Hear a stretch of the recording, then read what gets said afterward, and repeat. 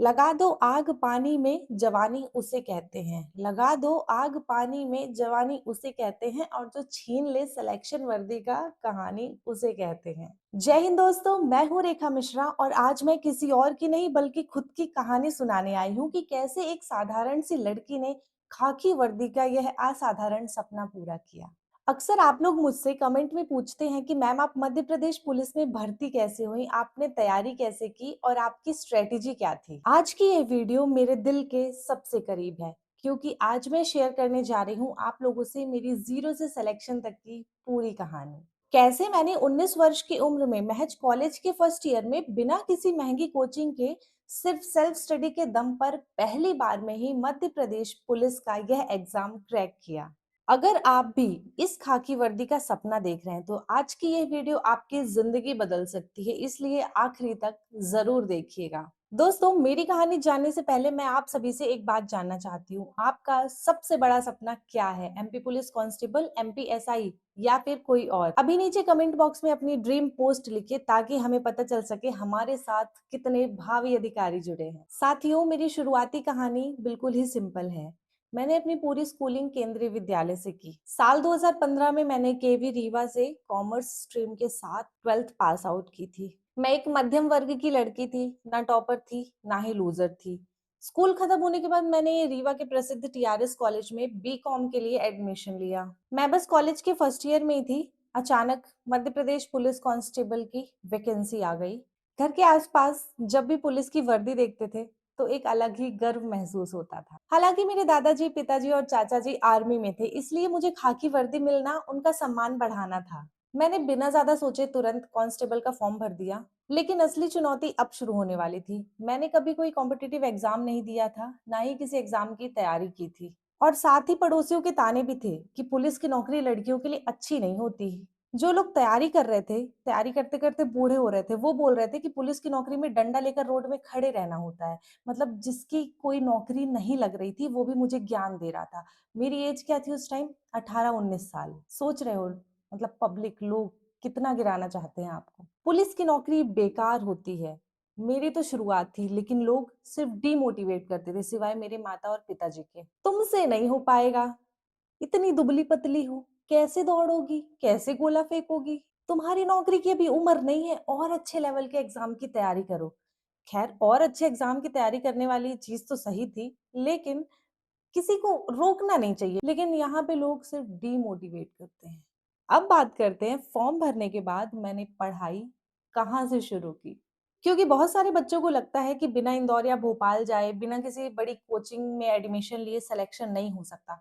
लेकिन ऐसा बिल्कुल नहीं है। इसका जीता जागता एग्जाम्पल मैं हूँ। मैंने कोई भी कोचिंग नहीं की है और आज मैं आपसे अपना पूरा सीक्रेट रिवील करने वाली हूँ कि कैसे मैंने मध्य प्रदेश पुलिस आरक्षक में सेल्फ स्टडी के दम पर पूरी पढ़ाई की और फर्स्ट अटेम्प्ट में ही पास कर लिया, महज 19 साल की उम्र में। हमारे एग्जाम फॉर्म जून 2016 से जुलाई 2016 तक भरे गए थे और अगस्त में एग्जाम था, यानी कि जून से अगस्त तक का टाइम था हमारे पास, 3 महीने फॉर अवर प्रिपरेशन। मेरी रणनीति बहुत ही सिंपल थी, जिसे आप भी फॉलो कर सकते हैं। सिर्फ 3 महीने में ऐसा क्या और कैसे पढ़ा कि पहली बार में ही सिलेक्शन हो गया। सबसे पहले मैंने सिर्फ एक बुक ली थी, मध्य प्रदेश पुलिस आरक्षक की महावीर की बुक थी वो।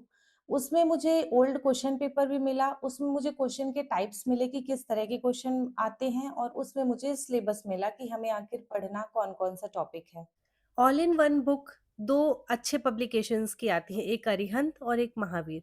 मैंने इनमें से महावीर पब्लिकेशन की बुक ली थी। मेरे हिसाब से यदि कोई अभी बिगिनर है, कोई पहली बार एग्ज़ाम देने जा रहा है और अभी ज़्यादा खर्चा नहीं करना चाहता है, ज़्यादा बजट नहीं है, तो वो सिर्फ़ एक बुक लेकर के पढ़ाई भी कर सकता है। तो आपको इस बुक में पूरे सब्जेक्ट्स मिल जाते हैं, पीवाईक्यू भी मिल जाते हैं और अच्छे से समझाया है। मुझे ये बुक काफ़ी अच्छी लगी थी। और इसके अलावा मैंने पुराने क्वेश्चन पेपर उठाकर देखे, जिससे मुझे पता चल सके कि किस तरह के क्वेश्चंस आते हैं, किस लेवल के आते हैं और किस सब्जेक्ट को कितना समय देना है। मैंने किसी एक बुक पर भरोसा नहीं किया। सिलेबस के हिसाब से अलग-अलग किताबों से टॉपिक वाइज गहराई से पढ़ा और उनके नोट्स बनाए। यहाँ मुझे एक कठिनाई ये भी हुई कि मैं स्टूडेंट थी कॉमर्स की और मेरे सब्जेक्ट से रिलेटेड एग्जाम में कुछ भी नहीं आने वाला था। उस टाइम मुझे कॉमर्स लेने में थोड़ा रिग्रेट ज़रूर हुआ था कि अगर मैंने मैथ, साइंस या आर्ट्स भी ले ली होती ना, तो मेरे कॉम्पिटिटिव एग्जाम्स में वो काम आता। पर ऐसा नहीं था, मैं कॉमर्स वाली थी। उस समय मैं जो कर सकती थी, मैंने वो किया, पढ़ाई शुरू।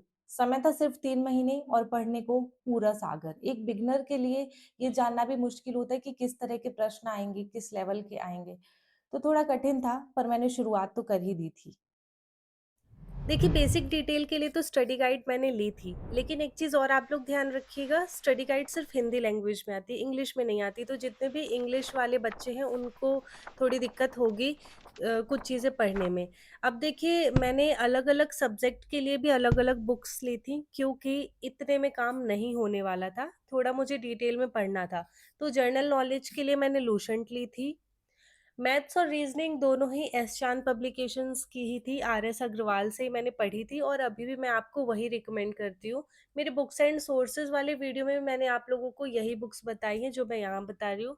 मैंने भी उन्हीं बुक से पढ़ाई की है और विश्वास मानिए जो मैंने पढ़ा है ना, मैं सिर्फ़ वही आपको बता रही हूँ। मैं कुछ अलग से नहीं बता रही हूँ, ना ही यहाँ किसी चीज़ का प्रचार कर रही हूँ। मैं सिर्फ़ आप लोगों को सही मार्गदर्शन और दिशा देने के लिए यहाँ हूँ।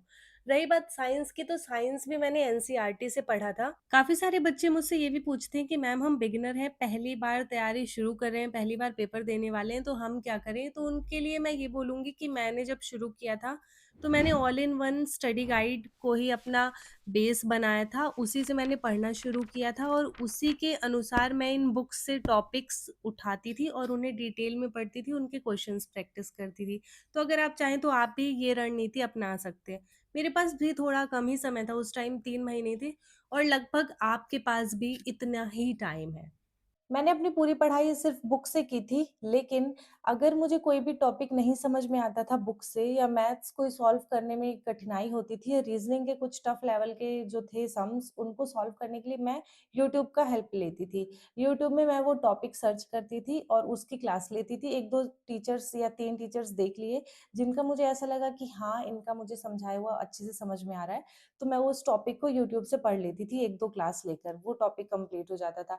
और जो जितना हो सके मैं खुद ही बुक से पढ़ने की कोशिश करती थी, ज़्यादा क्लासेस प्रेफ़र नहीं करती थी। यूट्यूब से कॉन्सेप्ट समझा और बुक से उस टाइप के क्वेश्चन्स लगा लिए। पर हाँ, एक मोस्ट इम्पोर्टेंट चीज़, मैंने बहुत सारे मॉक टेस्ट लगाए थे, सिर्फ़ इसलिए कि मेरा टाइम मैनेजमेंट हो सके अच्छे से, नहीं तो पेपर छूट जाता है क्योंकि मैथ्स और रीज़निंग अगर हम पहले लेकर बैठ जाते हैं, तो पूरा टाइम निकल जाता है। कई बार तो हम जीके या साइंस के क्वेश्चन्स पढ़ भी नहीं पाते हैं, इतना कम टाइम बचता है। इसलिए मैंने जितना हो सके मॉक टेस्ट तो बहुत लगाया था, जिससे मैथ्स, रीज़निंग में स्पीड मिले और बाकी अदर सब्जेक्ट को मैं बैलेंस कर पाऊँ। मैं रैंडम गूगल से रीज़निंग या मैथ्स के टॉपिक सर्च करती थी और उस तरह के क्वेश्चन्स लगाती थी क्योंकि अक्सर हम लोग जितना बुक में रहता है, उसके अलावा भी कुछ मिल जाता है बाहर या एग्ज़ाम में ना आ जाए, इसलिए मैं जैसे परसेंटेज हो गया तो बुक्स के पूरे टाइप लगा लिए, लेकिन वहीं साथ ही मैं नेट पे भी सर्च करती थी गूगल पे और उस पे भी जितने प्रकार के प्रश्न रहते थे, मैं उन सबको 4-5 प्रश्न लगा लेती थी,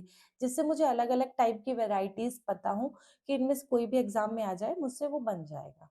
तो भई ऐसे पढ़ते-पढ़ते मेरा अगस्त आ गया, अगस्त में मेरा एग्ज़ाम हो गया, अगस्त 2016 में और मेरी मेहनत रंग लाई। एग्ज़ाम हॉल से बाहर निकलते ही अभी मुझे गूज़बम्प्स आ रहे हैं सोच के। एग्ज़ाम हॉल से बाहर निकलते ही मुझे कहीं न कहीं एहसास था, मुझे पता था कि मेरा सिलेक्शन हो जाएगा, मेरा रिटन क्वालीफाई हो जाएगा और वहाँ से जाते ही मैंने अगले दिन से अपनी फ़िज़िकल की तैयारी शुरू कर दी थी। लेकिन यहाँ मैं आपको बहुत ज़रूरी बात बताना चाहती हूँ, जिसे आपको ध्यान से सुनना है। दोस्तों, मैं तो रीवा से हूँ। आप मध्य प्रदेश के किस कोने से यह वीडियो देख रहे हैं? कमेंट करके ज़रूर बताइएगा ताकि मुझे पता चल सके मेरी पुलिस फैमिली कहाँ तक फैली है। साल 2016 और आज के एमपी पुलिस के एग्ज़ाम में बहुत अंतर आ चुका है। हमारे टाइम पर फिज़िकल सिर्फ़ क्वालीफाइंग इन नेचर होता था, लेकिन आज के टाइम पर फिज़िकल के लिए भी मार्क्स मिलने लगे हैं। उस समय फिज़िकल के जो नंबर हैं वो मेरिट में नहीं जुड़ते थे, इसलिए मैंने रिटन एग्ज़ाम देने के बाद फिज़िकल शुरू किया था। लेकिन अब एमपी पुलिस के एग्ज़ाम में फिज़िकल के भी मार्क्स जुड़ने लगे हैं, फिज़िकल भी 100 अंक का होने लगा है और रिटन भी, दोनों को मिलाकर ही फाइनल मेरिट बनती है। इसलिए आपको फिज़िकल की तैयारी जब से आप रिटन शुरू करेंगे तभी से करनी होगी। जिस दिन आप पढ़ाई शुरू कर रहे हैं, उसी दिन से सुबह ग्राउंड जाना भी शुरू कर दीजिए। रोज़ थोड़ी रनिंग और एक्सरसाइज़ ज़रूर करिए, ताकि बाद में आपको पछताना ना पड़े। मैंने रनिंग अपनी रोड रनिंग से शुरू की थी। पहले सिर्फ स्टेमिना बढ़ाया, हर रोज़ पिछले वाले दिन से थोड़ा ज़्यादा ही दौड़ने की कोशिश करती थी। मैं सुबह-शाम दोनों टाइम दौड़ती थी और फ़िज़िकल में मेरा छोटा भाई मेरे साथ था। उसने मुझे रनिंग की बारीकियाँ समझाईं। पिताजी खुद आर्मी वाले थे, तो उनकी ट्रिक से मेरी रनिंग काफ़ी अच्छी हो गई थी। वहीं गोला फेंक की प्रैक्टिस के लिए मैंने एक पत्थर का वज़न करवा लिया था। वो पूरे 4 किलो का तो नहीं था, लेकिन 3 किलो के आस-पास का था, तो मेरा काम हो गया था उससे। और लॉन्ग जंप की बात करें तो मैंने उसकी भी शुरुआत अपने घर के सामने थोड़ी पथरीली रोड से ही की थी। मैंने लॉन्ग जंप के लिए रोड को नाप लिया था 10 फीट और मैं रोज़ वहीं प्रैक्टिस करती थी। पूरा ज़्यादा 100% एफर्ट नहीं लगा पाती थी क्योंकि वहाँ स्लिप होने का बहुत डर था और मैं डेली एक्सरसाइज़ेज़ करती थी यूट्यूब से सर्च करके कि लॉन्ग जंप को अच्छा करने के लिए या शॉट पुट के लिए कैसी एक्सरसाइज़ करते हैं, पुशअप वगैरह। तो मैं वो भी सर्च कर के डेली करती थी एक्सरसाइज़, लगभग आधे घंटे एक्सरसाइज़ और बाकी टाइम रनिंग, लॉन्ग जंप और शॉट पुट की प्रैक्टिस। कुछ लोग शूज़ के बारे में भी पूछते हैं, तो मैंने कोई एक्सपेंसिव शूज़ नहीं खरीदे थे। मैंने सादे सिंपल गोल्ड स्टार के शूज़ लिए थे। उस टाइम मुझे पता भी नहीं था कि शूज़ से रनिंग भी अच्छी हो जाती है। अगर आपके पास हैं साधन-संसाधन तो आप अच्छे शूज़ ले सकते हैं। अदरवाइज़ गोल्ड स्टार भी बढ़िया है, परफेक्ट हैं क्योंकि आपकी रनिंग आप डिसाइड करोगे, शूज़ नहीं करेगा। शूज़ थोड़ा कम्फर्ट ज़रूर दे देते हैं। तो मैंने गोल्ड स्टार के ही शूज़ पहने थे, वो आज भी मेरे पास रखे हैं। उससे मेरे काफ़ी सारे इमोशंस जुड़े हैं कि उन शूज़ के कारण मैं आज इस खाकी वर्दी का हिस्सा हूँ, पुलिस डिपार्टमेंट का हिस्सा हूँ और आप सबकी मदद कर रही हूँ। मेरा सेम यही टाइम टेबल रहता था पर डे। मैंने ये टाइम टेबल तब तक फ़ॉलो किया जब तक कि मेरा रिटन एग्ज़ाम का रिज़ल्ट नहीं आ गया और रिज़ल्ट जब भी आया, जब मुझे क्लियर हो गया कि हाँ, मैं क्वालीफाई हूँ, मैं फिज़िकल दूँगी, तो उसके अगले दिन से ही मैं स्टेडियम जाना चालू कर दी थी। स्टेडियम में नापा-तौला वो रहता है ग्राउंड, तो इसलिए मुझे एग्ज़ैक्ट वहीं जाना था और टाइमर लगाकर सब कुछ सेट करना था। तो मैं स्टेडियम जाना शुरू कर दिया मैंने अपने भाई के साथ और वहाँ पे 800 मीटर ही दौड़ती थी, मैं ज़्यादा नहीं दौड़ती थी, लेकिन टाइमर लगाकर दौड़ती थी। वहीं पे मैंने लॉन्ग जंप की प्रैक्टिस की, वहीं पे मैंने शॉट पुट की। यहाँ पे एक और समस्या थी, मैंने कोई फ़िज़िकल की भी अकेडमीज़ जॉइन नहीं की थी। मैंने सब कुछ खुद से किया था, यूट्यूब की हेल्प से और अपनी फैमिली मेंबर्स की हेल्प से किया था। तो वहाँ पे थोड़ा संसाधन की कमी रहती थी, गोला वग़ैरह नहीं था हमारे पास। तो जैसे कुछ बच्चे प्रैक्टिस नहीं कर रहे होते, तो मैंने बस उनके साथ जब मैं स्टेडियम गई उसके बाद की बता रही हूँ। मैंने उनके साथ 1-2 बारी बस थ्रो करके देख लिया, वो लोग क्लैप करने लगे, "हो जाएगा, हो जाएगा, हो जाएगा।" बस मैं टेंशन फ्री। और रही बात लॉन्ग जंप की, तो मैं स्टेडियम जब गई तब वहाँ पे बालू था जो बालू के बाद ही पत्थर रखे थे शायद उन लोगों ने एज़ अ लाइन इमेजिनेशन वाली लाइन बना रखी थी। अगर उसके उस पार आए तो पास क्योंकि हमारा तो वैसे भी क्वालीफाइंग ही नेचर एग्ज़ाम था। तो मैंने लॉन्ग जंप भी वहीं पे प्रैक्टिस की और लॉन्ग जंप मेरी ऐसा था कि जब जिस दिन मैं स्टेडियम गई हूँ, उस दिन मेरी ये तीनों चीज़ें एकदम परफेक्ट आ रही थी, मैं पीछे नहीं थी। तो इसलिए मैंने लॉन्ग जंप में भी ज़्यादा एफर्ट नहीं दिया। मैंने जंप करके देखा पास हो गई, बस मैं रोज़ आती थी और 3 अटेम्प्ट देती थी लॉन्ग जंप के और उसके बाद अपनी रनिंग-वनिंग की, एक्सरसाइज़ की और बस फिर घर चली जाती थी। सो रिटन के रिज़ल्ट के सिर्फ़ 10 दिन बाद ही मेरा फिज़िकल था, तो मैं जब 1-2 दिन हुए मुझे स्टेडियम गई मैं तो मैंने सब कुछ देख लिया कि हाँ, मेरा सब परफ़ेक्ट आ रहा है। तो बस फिर उसके बाद से मैं डेली सिर्फ़ रनिंग बहुत ज़्यादा फ़ोकस करती थी रनिंग में, लेकिन हाँ, मैं सिर्फ़ 800 मीटर ही करती थी क्योंकि मेरा स्टैमिना बढ़ चुका था, अब मुझे अपनी स्पीड बढ़ानी थी। तो मैं रोज़ रनिंग करती थी, मैं प्रैक्टिस हर चीज़ की डेली करती थी और बस 10 दिन बाद ही मैंने फिज़िकल दिया। मेरा फिज़िकल उज्जैन में था, महाकाल की नगरी में और उनकी ब्लेसिंग्स, उनकी कृपा से मेरा कांस्टेबल का फिज़िकल भी बहुत अच्छे से क्वालीफाई हो गया। फिज़िकल में मुझे थोड़ा दिक्कत हो गई थी शॉर्ट थ्रो में, गोला फेंक में। गोला मेरा पहले अटेम्प्ट में जब मैंने फेंका, तो मेरी जो लाइन है ना पैर नीचे फाउल वाली लाइन, पैर टच हो गया लाइन में और वो हो गया फाउल। उसके बाद मेरी हार्ट बीट बहुत तेज़ हो गई थी, इतना प्रेशर आ गया था मेरे ऊपर। जब आपने रनिंग निकाल ली है, लॉन्ग जंप क्वालीफाई कर लिया है, बस वो एक गोला है, उसके बाद आर या पार, या तो नौकरी मिलेगी या तो बाहर। तो उस डिसीज़न में मुझे बहुत ज़्यादा डर लगा था। वहाँ से मेरे पिताजी हाथ हिला रहे मतलब ग्राउंड से दिख रहा था वो आज भी मुझे ऐसा याद है कि मैं इधर गोला फेंक के मैंने राइट साइड देखा डैडी वहाँ से ऐसे-ऐसे हाय कर रहे थे। तो वो पॉइंट मेरे लिए बहुत ज़्यादा प्रेशर वाला था। तो अगर आपके साथ भी ऐसा हो तो कोशिश करिएगा प्रेशर फ़ील ना करें क्योंकि उस टाइम हार्ट बीट बहुत तेज़ हो जाती है और आपको 3 अटेम्प्ट मिलते हैं। आपने पहले में अपना पूरा 100% दे दिया, अब आपको दूसरा फिर से देना है तो डर तो लगता है। फिर मैंने दूसरा दिया और फॉर गॉड ब्लेसिंग्स मेरा गोला भी हो गया पास, क्वालीफाई हो गया अच्छे से। बस उसके बाद मैं बाहर आई खुशी से, मैंने डैडी को गले लगाया दौड़ते हुए, वो मूवी वाला सीन नहीं होता, वैसा हुआ था। पापा मैंने पास कर लिया। मुझे पता था बेटा। मुझे आज भी वो ग्राउंड याद है, वो बारिश का समय था और बारिश के कारण मैं नहीं चाहती थी कि मेरा थोड़ा भी नुकसान हो फिज़िकल का, और मैं बारिश वाले ग्राउंड में ही नंगे पैर दौड़ती थी। क्योंकि रिज़ल्ट आने के महज़ 10 दिन बाद ही फिज़िकल था और समय मेरे पास बिल्कुल नहीं था। और एक वाकया है, वो जानने के बाद पता नहीं आप मेरे बारे में क्या सोचेंगे। फिज़िकल की तैयारी करते समय मैं इतनी डेस्परेट हो गई थी कि मैं दोपहर में घर वालों के सोने के बाद ही कभी-कभी दौड़ने चली जाती थी। मैं उस समय सुबह स्टेडियम जाती थी और शाम को मोहल्ले की रोड रनिंग करती थी। और दोपहर में 2-3 बार ऐसा हुआ कि मैं दोपहर में भी दौड़ने चली गई थी कि बस मैं वो रनिंग पास हो जाऊँ। कहते हैं ना, अगर हम किसी चीज़ को शिद्दत से चाहते हैं तो सारी कायनात उसे मिलाने की साजिश करती है। मेरे साथ भी यही हुआ दोस्तों। मैं आपको व्यक्त नहीं कर सकती, मैं इतनी ज़्यादा इन्वॉल्व हो गई थी, इतनी ज़्यादा डेस्परेट हो गई थी वो फ़िज़िकल निकालने के लिए कि मैं अगर रात में लेटती भी थी तो मुझे लगता था यार मैं दौड़ूँ, मैं उठूँ, मैं दौड़ूँ।